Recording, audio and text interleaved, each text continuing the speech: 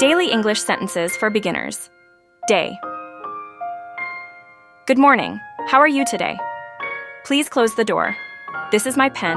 I like mangoes. She is my sister. The sun is shining. May I come in? Let's go for a walk. The bag is on the table. He is reading a book. I am writing a letter. They are playing football. Please help me. It's time for lunch. My house is near the park. This is very tasty. What is your name? Please wait for me. See you tomorrow. Please connected with me for more updates, day 2 to day 7. Thank you for watching. How are you today? Please close the door. This is my pen. I like mangoes. She is my sister. The sun is shining. May I come in? Let's go for a walk. The bag is on the table. He is reading a book. I am writing a letter.